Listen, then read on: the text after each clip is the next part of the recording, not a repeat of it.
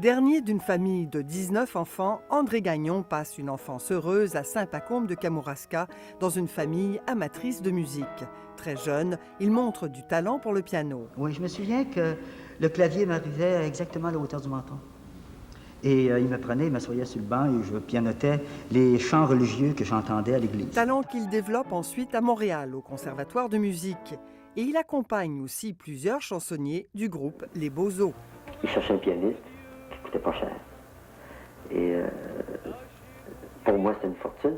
Je ne me souviens pas ce que c'était, mais c'était une chance en tout cas extraordinaire de pouvoir accompagner les gens. Au début des années 60, Claude Léveillé lui offre de monter sur scène à ses côtés pour son premier spectacle au Québec. C'est le commencement d'une collaboration de 8 années en concert et sur disque. André Gagnon composera d'ailleurs la musique d'un grand succès de Léveillé, Pour les amants.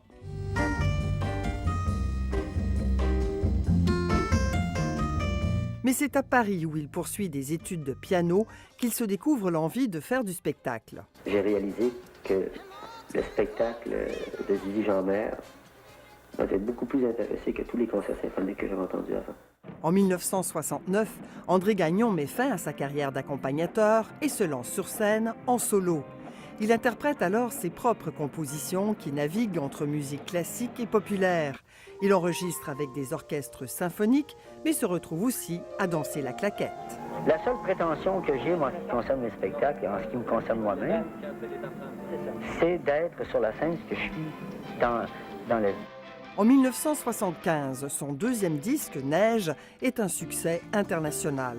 La pièce Wow est jouée dans les discothèques du monde entier. Il connaît de nombreux autres succès couronnés par des Félix au Québec et des Juno au Canada. Au Japon, on l'adore et il fait des disques spécialement pour son auditoire nippon. Mais André Gagnon est attaché à la culture québécoise. Ma vitre est un jardin de givre. Il fait chanter par Monique Lérac les textes du poète Néligan qu'il a mis en musique.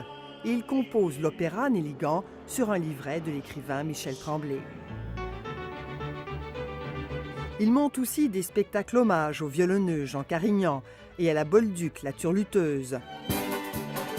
Très prolifique, il compose de la musique pour le cinéma, mais surtout pour la télévision. 6 moutons, 9 moineaux, 8 patates. Aussi bien dans les émissions pour enfants que pour les grands. Jusqu'à la fin, André Gagnon reste discret sur sa vie privée. Seul son piano peut raconter toute sa vie. Mon meilleur ami. Geneviève Asselin, Radio-Canada, Montréal. C'est lui qui sait ce que vous dirait ma voix. La la la, si je savais